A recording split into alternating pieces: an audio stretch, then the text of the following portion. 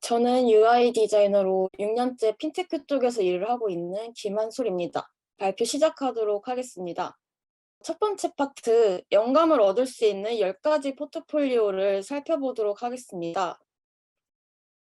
가장 먼저 소개할 피터 노아의 포트폴리오는 간결하게 요약된 경력을 눈여겨볼 수 있는데요.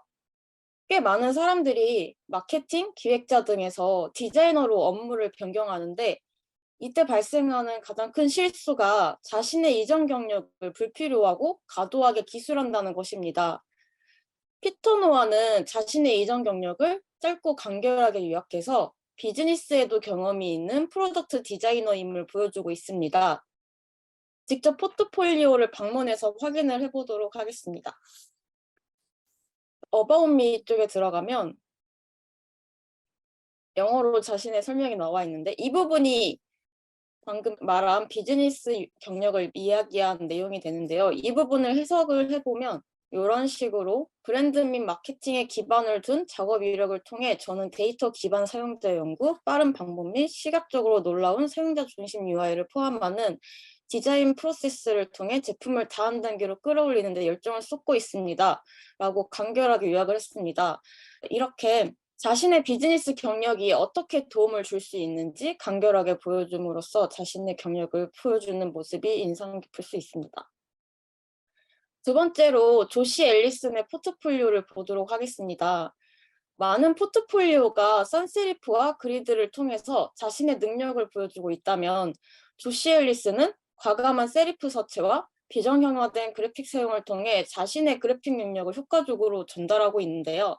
조시 앨리슨의 포트폴리오는 이와 같이 세리프 서체와 비정형화된 그래픽 이미지를 활용해서 자신의 그래픽 능력을 보여주고 있습니다.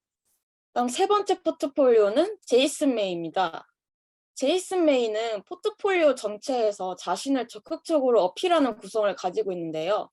직접 확인해보면 최상단에 있는 소개 페이지, 그리고 항상 따라다니는 로고마크, 후트 영역에 위치한 이런 경력 기술, 그다음에 펜스크롤 되고 있는 자신의 메시지 등 다양한 요소를 활용해서 자신을 소개하고 있습니다.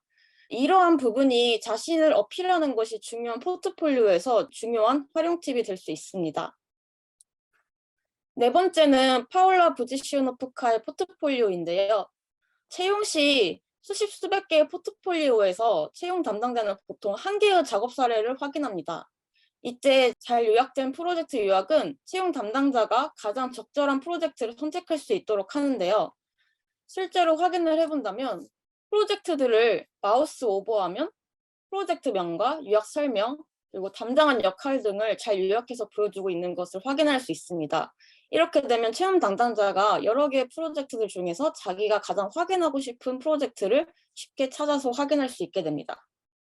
다섯 번째는 글로리아 하일 포트폴리오인데요. 여기서는 두 가지 팁을 확인할 수 있습니다. 디자인 요소들에 과하지 않은 애니메이션 효과들을 줌으로써 자신의 그래픽적인 능력을 효과적으로 보여준다는 것입니다. 그리고 두 번째는 스킨케어, 뱅크 등 다양한 분야의 포트폴리오 프로젝트를 제시함으로써 자신이 다양한 분야에 적합한 인재임을 보여주고 있습니다. 여섯 번째로 오로라 샤오의 포트폴리오인데요. 그녀는 적절한 일러스트 요소 사용과 일관적이면서도 깨끗한 디자인을 통해서 포트폴리오를 탐색하기 쉽도록 하였습니다. 또한 각 프로젝트에 대한 정보들은 그래픽과 아이콘을 적절하게 사용해서 디자인적인 영역도 보여주고 있습니다. 일곱 번째는 자레드 바트만의 포트폴리오인데요. 직접 확인해 보면은 그의 포트폴리오는 일반적인 흰색 배경 대신에 이런 밝은 회색 배경을 사용하고 있습니다. 여기서부터 남들과 다른 디자인 스타일을 보여주고 있는데 프로젝트 상세에서 보면 이런 식으로 오른쪽에 상단으로 올라가는 버튼을 제공함으로써 사용성에도 신경을 쓴 부분을 인상 깊게 볼 수 있습니다. 여덟 번째는 10일이나 난담의 포트폴리오인데요. 그녀는 앞선 포트폴리오와 같이 미색을 배경으로 사용하고 있습니다. 그래서 이런 미색 배경 사용 예시에 아주 좋은 예로 활용을 할 수 있고요. 그다음에 대부분의 프로젝트는 이제 전문적인 내용을 잘 알지 못하는 사용자에게 전달을 하게 되는데, 이 상세 내용을 보면은 글을 최소화하고 이러한 시각 자료들을 적극적으로 활용해서 설명해 주는 모습을 보이고 있습니다. 이렇게 되면은 사용자의 이해를 도울 수 있어서 좀 더 쉽게 프로젝트를 이해할 수 있습니다. 아홉 번째는 캐서린 첸의 포트폴리오인데요. 그녀의 포트폴리오를 살펴보면 사람들이 많이 고민하는 부분이 있는데, 비공개된 프로젝트들을 어떻게 표현할 것인가에 대한 부분입니다. 그녀는 그 내용을 이렇게 풀고 있는데, 예를 들어 브랜딩 이미지나 프로젝트 요약 등을 간단하게 정리를 해주고, 이 프로젝트를 클릭하게 되면 좀 더 자세한 내용을 확인하고 싶다면 자신에게 연락하라는 이러한 페이지를 통해서 비공개된 프로젝트들을 보여주고 있습니다. 마지막으로 KT 로직스의 포트폴리오를 보겠습니다. 그녀의 포트폴리오는 프로젝트들에 가장 집중할 수 있는 디자인을 보여주는 훌륭한 사례인데요. 이런 상단의 탭을 통해서 원하는 분류별로 프로젝트들을 확인을 할 수 있고, 공백 없이 보색의 색상을 꽉 채워 사용하는 이런 그리드 디자인은 프로젝트들의 생기를 넣어놓고 돋보이게 만들어줍니다. 이렇게 10가지 포트폴리오를 확인을 해보았는데요. 이러한 사례들이 여러분의 포트폴리오에 좋은 팁이 되었으면 좋겠습니다. 그리고 두 번째 파트로 넘어가겠습니다. NFT는 어떻게 만들고 판매를 할까요? 우선 그 전에 NFT에 대해서 간단히 이야기를 해보도록 하겠습니다. 여기 크립토키티라는 게임이 있는데, 이 게임은 고양이를 구입한 후 교배를 해서 새로운 고양이를 만들어서 사고 파는 게임입니다. 눈, 털, 입모양 등 유전코드와 초콜릿 얼음 풍선 등 속성을 섞어서 새로운 새끼 고양이를 만듭니다. 여기서 제네시스 캣이라는 새로운 속성의 고양이가 탄생하자 이 고양이는 1억 2천만 원에 거래됐습니다. 이렇듯 앞선 미술품과 이런 게임의 모든 캐릭터들이 NFT인데요. NFT는 논펀저블 토큰, 즉 대체할 수 없는 무형의 고유한 디지털 아이템이자 동시에 진짜임을 증명하고 인정할 수 있는 기술을 의미합니다. 그렇다면 디지털 아티스트로서 NFT를 만들고 판매하기 위한 6가지 단계가 무엇이 있을지 확인을 해보도록 하겠습니다. 첫 번째로 판매용 상품을 만들어야 됩니다. 이미지나 GIF, 비디오 게임 등 지적 재산권을 보유한 모든 것이 NFT가 될 수 있는데요. 단, 지적 재산권을 보유하지 않은 것을 NFT로 판매를 할 경우 법적 문제가 발생할 수 있기 때문에 조심을 해야 됩니다. 여기 최대 NFT 거래소 오픈시를 확인해 보면 이런 이미지나 이러한 GIF 등 다양한 형태의 NFT가 판매되고 있는 것을 직접 확인을 할 수 있습니다. 그리고 민팅이라는 과정을 거쳐서 이 미술 작품들을 NFT로 생성을 하는데요. 민팅을 통해서 NFT가 되면 조작이 어려워지고 언제나 추적이 가능하기 때문에 안전한 판매와 구매가 가능해집니다. 두 번째, 지갑을 만들고 가상화폐를 구입해야 합니다. 어떤 마켓플레이스든 판매를 위해서는 수수료가 필요하고 승인된 거래를 통해 얻은 수익 등을 관리하기 위해서는 지갑을 생성해야 합니다. 아래 암호화폐 지갑들은 모두 모바일과 웹 브라우저 등에서 사용이 가능하고, 특히 코인베이스와 메타매스크가 광범위하게 사용되게 됩니다. 여기 오픈시에서 지갑 아이콘을 클릭하면 사용 가능한 지갑들의 목록을 확인할 수 있는데, 메타마스크에는 파퓰러라는 인기 딱지까지 붙어 있는 것을 확인을 할 수 있습니다. 세 번째, 판매할 NFT 마켓을 선택해야 됩니다. 이때 내가 판매할 상품의 특징을 고려해서 마켓을 정하는 것이 좋습니다. 예를 들어서 나이프티 게이트는 해당 마켓에서만 독점적으로 상품을 판매할 수 있고, 한정판 및 고급 NFT만을 판매하는 특징이 있습니다. 나이프티 게이트웨이를 확인을 해보면 이런 식으로 미술품이 줄을 이루고 있고, 프리미엄 마켓플레이스 for NFT라는 이러한 내용들도 확인을 할 수 있습니다. 그리고 이제 엑시 인피니티에서 제공하는 공식 마켓플레이스는 게임 아이템들을 주로 판매를 하게 되는데요. 확인을 해보면 게임 아이템들을 주로 판매하고 있다는 것을 확인을 할 수 있습니다. 그리고 모든 상품을 판매하기 위해서는 판매 수수료가 포함되기 때문에 판매 수수료가 비싸지 않은지, 판매할 수 있는 디지털 아트의 형식이 내가 판매하는 것과 일치하는지, 그리고 얼마나 유명한지 확인해서 마켓을 선택을 해야 됩니다. 이후에 선택한 마켓에 지갑을 연결을 해야 합니다. 그리고 네 번째로는 판매 상품을 업로드를 해야 하는데요. 어떤 마켓플레이스를 선택하든 간에 대부분의 마켓에서는 NFT를 만들고 판매하는 가이드를 제공을 합니다. 저희는 대표적인 오픈시의 판매 가이드를 확인을 해보도록 하겠습니다.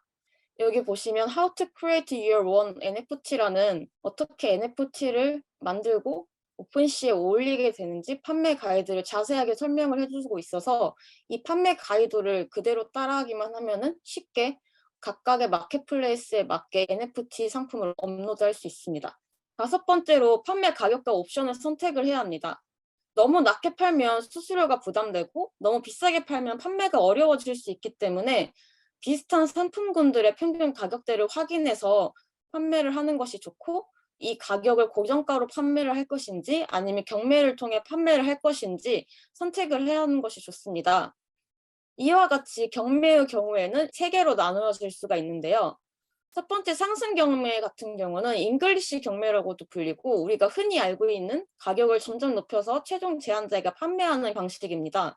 두 번째 하락 경매 같은 경우에는 더치 경매라고도 불리고 가장 높은 가격을 판매자가 정하고 시간이 지남에 따라 일정하게 가격이 떨어지면 선착순으로 먼저 구입 의사를 표명하는 사람에게 판매하는 방식입니다. 그리고 마지막으로 무제한 경매는 시간 제한 없이 무제한으로 상품 가격을 제한하고 판매자가 원하는 가격이 되면 그 사람에게 판매를 하는 방식입니다. 마지막 여섯 번째로는 판매 상품을 홍보를 해야 하는데요. 마케팅을 진행하는 방식은 여러 개가 있습니다. 여기 크립토펑크가 같이 트위터나 인스타그램에서 홍보를 진행할 수도 있고, NFT 시장 날짜들을 모아서 캘린더 형식으로 보여주는 NFT 캘린더 서비스의 정보를 업로드할 수도 있습니다. 특히 이 NFT 캘린더에는 무료로 게시를 할 수 있기 때문에 추천하는 방법입니다. NFT 캘린더를 확인을 해보면 이런 식으로 각 사이트별마다 드롭되는 NFT들을 이 시간 순으로 모두 확인을 해볼 수 있습니다. 세 번째로는 온라인 배너 광고 등 온라인 광고를 사용을 하거나 어느 마켓이든 가지고 있는 추천 영역에서 상품을 홍보할 수도 있습니다. 이처럼 아트 NFT 판매가 가장 활발한 상황에서 디자이너들이 어떻게 NFT를 만들어서 판매할 수 있을지 과정들을 확인해 보았습니다. 마지막으로 세 번째 파트로 디자이너가 알아야 할 10가지 디자인 원칙에 대해서 알아보도록 하겠습니다. 첫 번째는 유연성과 사용성의 균형인데요. 서비스에서 유연성이 증가할수록 사용성은 감소하게 됩니다. 이 뜻은 유연한 사용을 위해 많은 기능들을 제공을 하면 할수록 서비스가 복잡해져서 쉬운 사용이 어려워진다는 이야기입니다. 아래 포토샵과 피그마의 새로운 아트보드를 만드는 화면을 보도록 하겠습니다. 포토샵은 다양한 크기나 해상도 등 여러 가지 옵션을 제공을 하는 반면에 피그마는 디자인 파일과 피그마 파일 이렇게 두 가지 중에 하나를 선택하는 선택지만 제공을 하고 있는데요. 포토샵은 다양한 기능을 제공하지만 사용성이 어려워지고 피그마는 다양한 기능을 제공하지는 않지만 사용하기가 쉬워지는 이러한 내용이 유연성과 사용성의 균형입니다. 따라서 기능의 우선순위를 지정하고 핵심 가치를 집중을 해야 되는데요. 또한 새로운 기능이 추가될 때 추가만 하는 것이 아닌 전체를 개선해야 한다고 또 말을 해주고 있습니다. 두 번째, 미적 사용성 효과입니다. 미학적일수록 사람들은 사용성이 좋다고 인식하는 경향이 있습니다. 아래 5904 에러 화면을 본다면 첫 번째 이미지처럼 단순 제공 화면보다는 오른쪽 화면에서 좀 더 서비스가 밀도 있다라고 생각하기 쉬운데요. 즉 사용자들은 미학적인 서비스를 사용할 때 좀 더 인내하는 경향이 있기 때문에 돈과 시간을 투자해야 한다고 말하고 있습니다. 세 번째로는 부정적인 결과의 최소화입니다. 오류가 발생했을 때 부정적인 결과를 최소화하도록 해야 하는데요. 사람들은 무슨 실수를 하기 때문에 오타와 같은 예기치 않은 실수에서 이를 최소화하는 방안을 제공하는 것이 좋습니다. 아래 이미지를 확인해 보면 아마존에서는 스펠링이 틀린 단어를 입력해도 자동으로 수정해서 검색 결과를 제공을 하고 있고, 지메일은 메일 내용에 첨부 파일을 보냅니다라는 말이 있는데 첨부 파일이 없을 경우 다시 한번 확인해 보라는 팝업을 제공합니다. 네 번째는 희소성의 원칙인데요. 이제 사용자들은 제품 서비스, 그리고 기회는 부족하다고 느껴질 때 더욱 사용자를 촉진시키는 효과를 가져옵니다. 다양한 브랜드들은 희소성의 원칙을 이용해서 사람들이 제품을 구매하거나 원하도록 만듭니다. 여기 아래 이미지와 같이 비행기 좌석이 몇 달이 남지 않았음을 보여주거나 시계와 같은 상품을 판매할 때 한정판임을 강조를 하게 되면 사람들이 좀 더 적극적으로 구매를 하게 됩니다. 비즈니스 측면에서는 이처럼 단기간으로 엄청난 이익을 제공을 하지만 지나치게 많이 사용할 경우에는 다크 UX로 간주이기 때문에 많이 사용하지 않는 것이 중요합니다. 다섯 번째는 시그널과 잡음의 비율입니다. 비효율적이거나 부적절하게 표시되는 과도한 스타일이나 정보는 화면의 중요성을 낮추고 노이즈를 늘립니다.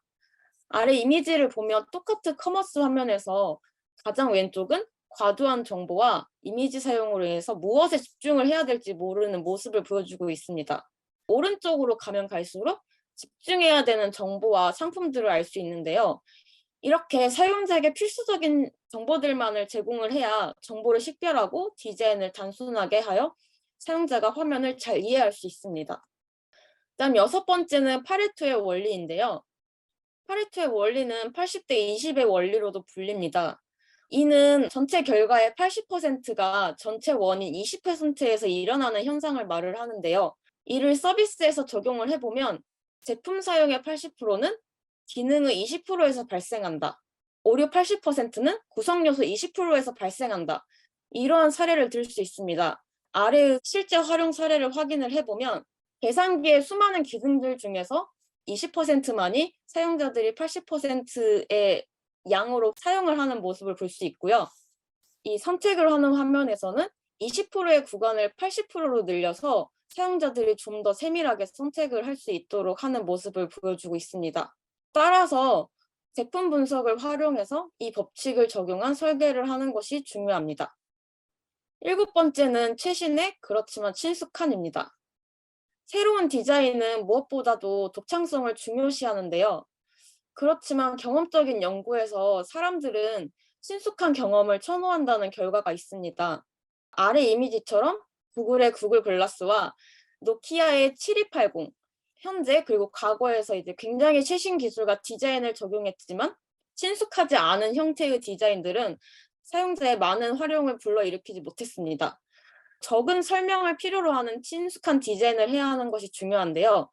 이를 위해서는 우리는 타겟에 대해서 공부를 해야 되고 또 점진적인 발전을 통해서 목표에 도달을 해야 합니다. 여덟 번째로 몰입입니다. 몰입이란 실제 세계에 대한 인식이 사라지고 사용자가 경험에만 집중하고 있을 때 발생을 합니다. 따라서 산만함을 최소화해서 감각제어와 빠른 피드백을 할 수 있도록 디자인을 해야 하고 VR이나 AR 등의 기술을 사용해서 콘텐츠와 사용자 간의 상호작용을 촉진하는 것이 좋습니다. 아래의 예시를 보면 이케아의 플레이스와 포켓몬고는 VR과 AR 기술 등을 활용해서 사용자에게 최대한의 몰입을 제공하고 있습니다. 아홉 번째는 쓰레기인 쓰레기 아웃입니다. 제가 이 부분을 최대한 의역을 해보았는데 이는 잘못된 입력창은 잘못된 입력 결과를 가져오기에 올바른 입력을 할 수 있도록 도와줘야 한다는 뜻입니다. 에어비앤비 같은 경우에는 집을 등록할 때 매력적인 결과물을 만들 수 있도록 각각의 항목을 세분화하고 단어수 제한이나 미리 보기, 이미지 품질 요구 등 수많은 세분화와 요구를 제공하고 있습니다. 또한 질문에서는 편향되거나 혼동되는 내용이 없는지 확인을 해야 합니다. 이 법칙의 사례를 확인을 해보면 키친 스토리라는 서비스에서 레시피를 등록하는 사례를 확인을 해볼 수 있는데요. 여기 레시피를 등록할 때 에어비앤비와 같이 다양한 항목들을 제공을 하고 있습니다. 여기서 레시피의 제목, 사진을 업로드하고 몇 명분의 양인지, 얼마나 어려운지, 그리고 걸리는 시간, 심지어는 재료의 양이나 유닛까지 다 다양하게 설정을 할 수 있는 모습을 보여주고요. 이렇게 다양한 설정을 통해서 사용자는 쉽게 완성도 있는 결과물을 만들 수 있습니다. 열 번째는 비용 편익 원칙인데요. 비용보다 이익이 클 때 사용자의 행동이 발생하기 때문에 사용자의 노력이 서비스를 사용함으로써 얻는 이득보다 큰지 확인을 해야 한다는 것을 의미합니다. 타겟의 사용성 테스트를 통해 진정한 가치를 찾고 사용자의 비용을 최소화하는 노력이 필요합니다. 이렇게 모든 세 가지 파트에 대해서 발표를 해보았는데요. 이제 많은 분들이 질문 주신 질문들에 답변을 해보도록 하겠습니다. 많은 내용들 중에서 첫 번째로 제가 선택한 질문은 포트폴리오에 들어가야 하는 내용입니다. 제가 생각을 했을 때 포트폴리오에는 프로젝트에서의 역할, 그리고 작업 비중, 그리고 문제점과 해결 도출 과정, 완성된 솔루션을 어떻게 논리적으로 연결을 하는지 이런 포트폴리오의 전개가 아주 중요한 부분이라고 생각을 하고요. 제가 개인적으로 추가로 더 중요하다고 생각되는 부분은 지원하는 회사에서 주력하는 서비스와 연관된 프로젝트가 있는 것이 중요하다고 생각합니다. 만약에 핀테크에 관련된 회사에 지원을 하는데 핀테크 관련 프로젝트가 없다라고 하면은 개인적인 작업물을 마지막이라도 하나 추가를 해서 이 핀테크 분야에 대한 역량을 보여주는 것이 포트폴리오에서 중요하지 않을까 생각합니다. 그리고 두 번째로 NFT 제작 방법과 활용 사례를 질문 주신 분이 있는데요. NFT 제작 방법은 앞서서 소개를 해드렸고 활용 사례 부분을 답변을 드리자면 한국에서는 NFT가 판매 상품일 뿐만 아니라 진짜임을 보증하는 기술도 되기 때문에 예를 들어서 명품들의 보증서를 NFT로 만들면은 이게 진짜임을 조작이나 이런 거 없이 활용을 할 수 있기 때문에 아주 좋은 사례라고 생각이 듭니다. 그리고 또 생활에서는 이제 러닝을 하면 돈을 벌 수 있는 스테픈 신발이 있는데요. 이 NFT 신발을 구입한 후에 걷거나 뛰게 되면은 이 서비스에서 GST 토큰을 제공합니다. 이 토큰은 현재 한 개당 4,000원의 가격을 가지고 있는데요. 이렇게 다양한 사용 사례가 있는데 앞으로 메타버스가 점점 활성화되고 현실과 가까워질수록 이 NFT가 단순히 사고 팔고 하는 방식이 아니라 좀 더 진정으로 활용될 수 있는 방안이 점점 더 생겨날 것으로 기대하고 있습니다. 이렇게 해서 발표를 마무리하도록 하겠습니다.